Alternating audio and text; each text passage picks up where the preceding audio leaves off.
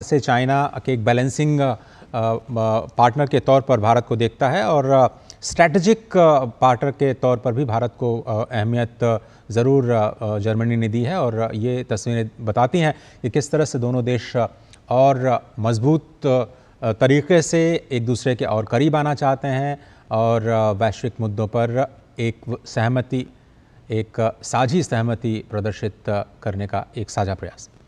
बिल्कुल, तो ये बहुत ही महत्वपूर्ण तस्वीरें हमें कनाडा से मिल रही हैं, जिसमें कि आप देख सकते हैं इन तस्वीरों में भारत के प्रधानमंत्री नरेंद्र मोदी की मुलाकात जर्मन चांसलर फ्रेडरिक मर्ज के साथ इस वक्त हो रही है। और जैसा कि अजय ने बताया कि बहुत ही महत्वपूर्ण, खासकर ईयू की बात की जाए और ईयू में जो जर्मनी है उसका भी एक बहुत ही बड़ा रोल हो जाता है, क्योंकि हम जानते हैं कि इंडिया ईयू जो फ्री ट्रेड एग्रीमेंट है उसको फाइनलाइज अब कुछ ही दिनों में, कुछ ही महीनों में वो होने वाला है। तो उसमें फ्री ट्रेड एग्रीमेंट हो जाने के बाद से जो एक मार्केट है वो और भी ज़्यादा खुल जाएगा भारत के लिए, और उसका फ़ायदा कहीं ना कहीं भारत को काफ़ी ज़्यादा होने वाला है।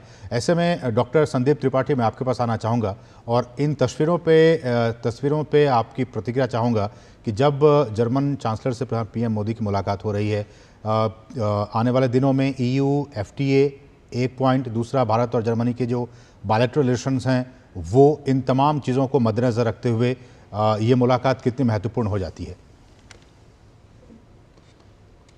डॉक्टर त्रिपाठी।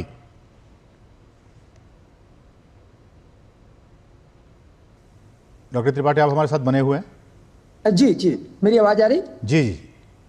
ओके, आपने सही कहा कि ये जो जर्मन प्रेसिडेंट चांसलर के साथ आदरणीय प्रधानमंत्री जी की जो फोटो है और जो जिस तरह के मिल रहे हैं, तो एक तरह से हम देख सकते हैं कि क्या एक गर्मजोशी है। और दूसरा सबसे इम्पोर्टेंट पहलू ये है इस मुलाकात का कि यूरोपीय यूनियन कंप्लीट, मैं हमेशा बोला हूं कि जब से ट्रंप आए तो यूरोपीय यूनियन, नाटो, ये सब एक अलग ट्रस्ट डेफिसिट से जी रहे हैं।